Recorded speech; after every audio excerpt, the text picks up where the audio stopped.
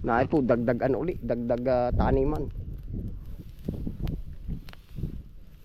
Dagdag taniman. Lahat sa insekto na yan.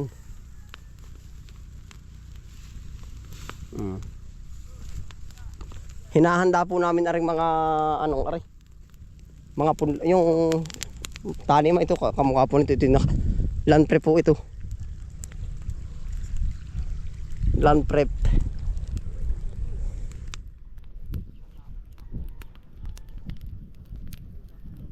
Ay kahit dito chong sa gitna, ito na may babakin pa ay. Kahit saan mo ipalusungin. Oo, kahit sa kadar eh. Wala, hindi. Wag na doon sa pailog, masisira lang ho.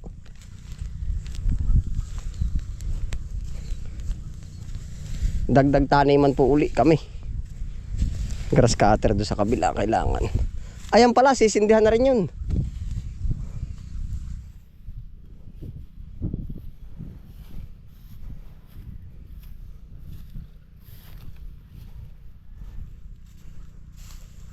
Yan. Ay. Ari po yung mga bagong bika uli. Ang tawag din sa amin po bagong baak. Pag may malambot pa, nagbabaak.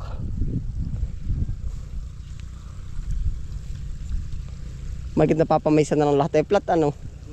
Ay, magandang na ako kuno. Titigas yan, isang linggo yan na.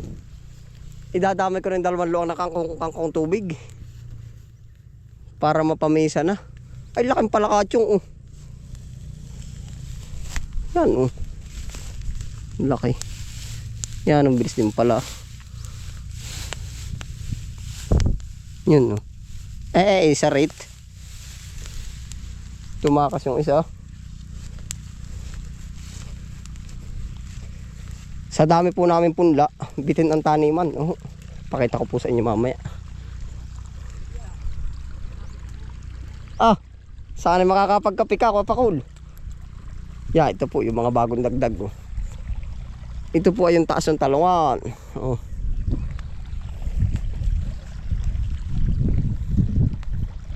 Biyak po ang tawag dyan, biyak. Binibiyak. Oh.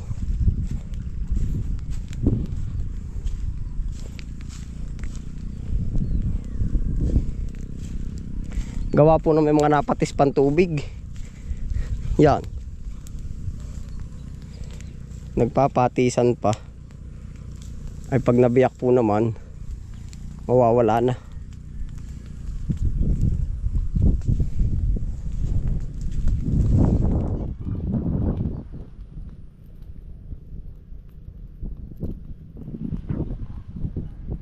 Layas ang ano din sa talong ano po.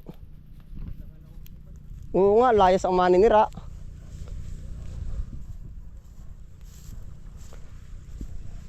Manggugulay ka ba, Tiyo? Talong. Manggugulay daw ba? Manggugulay ka ba ng talong? Doon ay.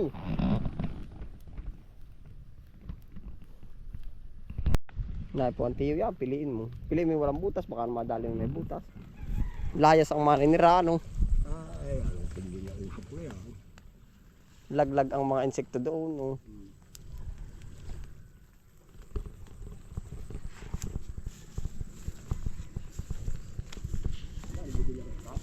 Grass cutter po, Tiyo.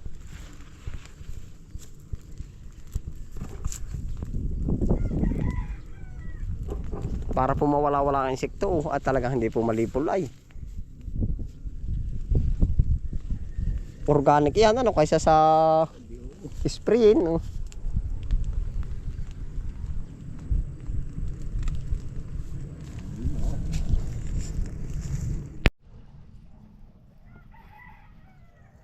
Yan na po ating mustasa.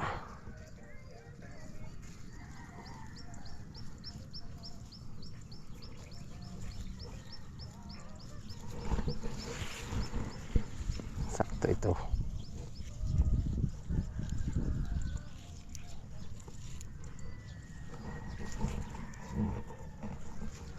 Kapal pa ng mustasa ano? Ay talagang. Ay yung spinat ay may ibabaw mailalim din ano ko tantoy. Kaya ang pinula ibabaw, malaki lang.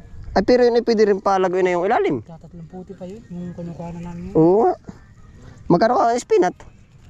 Ayun ka ata. Ay, ayos na rin ba? Hindi ma. Aba, di oo. Nag-isa matisod. Pag natisod nga, sakit na sakit ano ito eh. Ugto. Aray, pampurchap na natin ugto. Lagi din lain ulam. Wala pa nga. Mga buyer ating kaibigan, pag nilaban natin, nangyari tayo. Nabalik ay. Kasya, ano? Kasya na. Di na pa, papilip. Ubayaan na. O, dyan na yan. Bunot na din ito eh. Ng 5. Tatig 5. Oh. Baka makalimutan pa eh. Yan.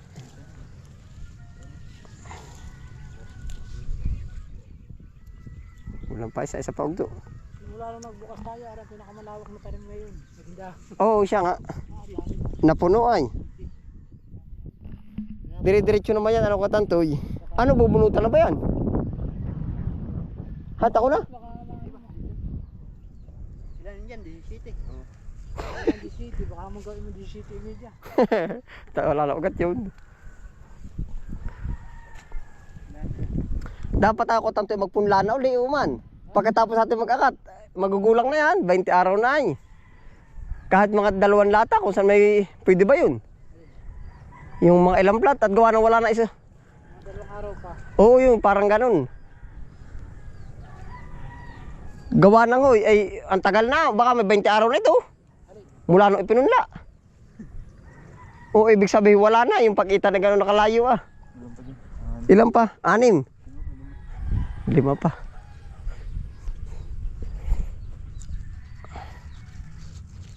Ipupuno na po aray para diretso na.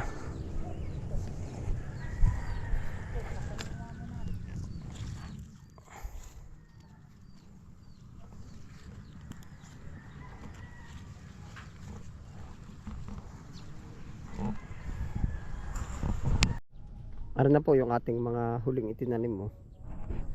Ngayon po sa larangan po nung ating pagtatanim, ano ho, ngayon yung pinakamalaking volume po nung ating palipatanim mo po. Ngayon po yung ito nga yung pinakamalaking volume po. Yan oh. Yan pa po yung mga pang-akat natin, pupuntahan po natin no. Ari ay 3 lata na singkang. Choy F1, ibig sabihin po niyan, ang puhunan natin diyan ay 1.8, nasa 2,000 oh. Kulang-kulang 2,000. Yan lang po yan.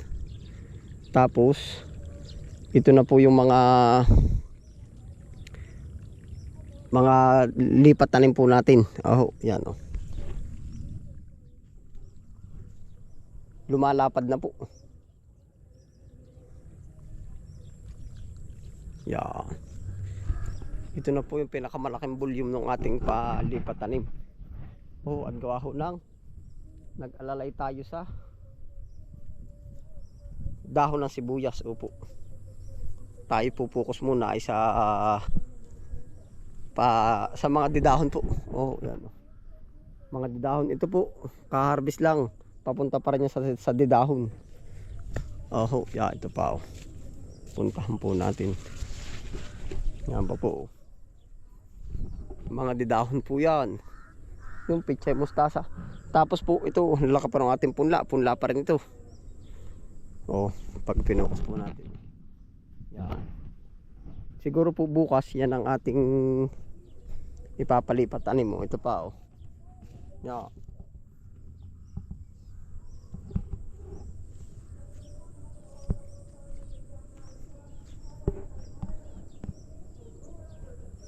Yan pa po.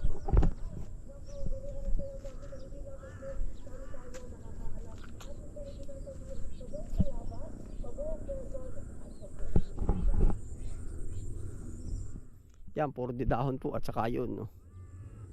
Kita ga.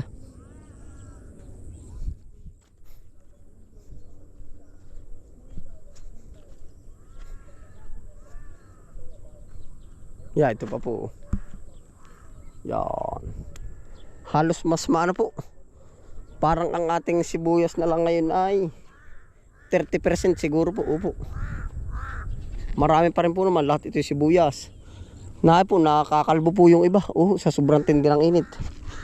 Yung kabilang side, sibuyas na rin po yun. Lalakad po tayo sa puro didahon.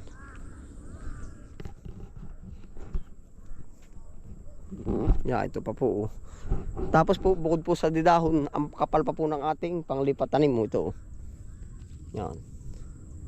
Ilan plat po yan. Yan po lahat ay panlipat tanim. Ito po ang sibuyas, namumula. Sa sobrang tindi ng init. Ari po, panlipat tanim. Mustasa, pichay, mustasa, ari. Parang di nababawasan na eh. Kalilipat tanim po natin. Yan pa yan po, mga pechay. Ganito pa po kadami ang bulto ng ating panlipat tanim. Yan.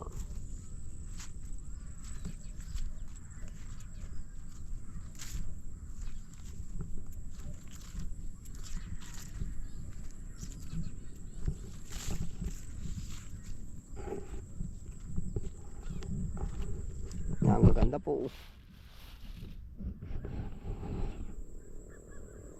Pag po tayo nag-umpisa dyan, dire-diretso na po uli ang harvest at gawa ng napakarami na lang ating pinalipat.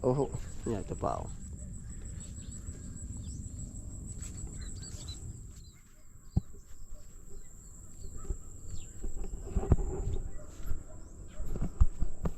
Yan po yung mga punla pa nating uubusin. Puntahan pa po natin na ring bago pang binubuksan. Tapos ay mga nakalipat tanim na po. Basta po itong episode na ito, lahat ay didahon.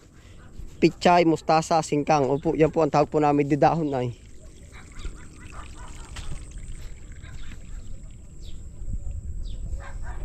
Tatawid lang po tayo din sa banda din. At lahat yan ay ganun na, magkakatulad na. Ito pa po. Parang ari 1 week old po. 1 week old.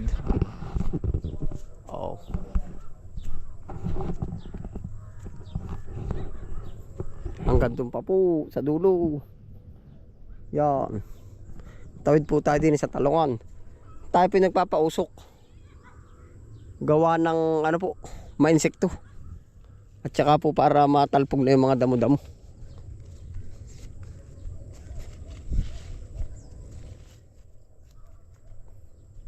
Yan, ari pa po. Puro pichay naman uli. Yan. Pangkalahatan po na ating didahon.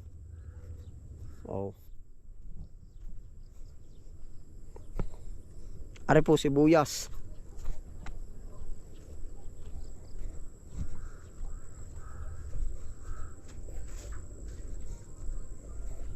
Yan, ito pa po.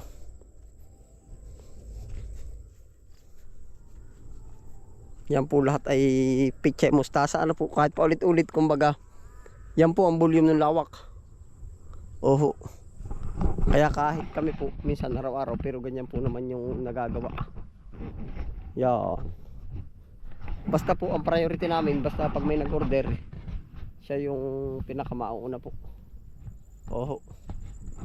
Yan.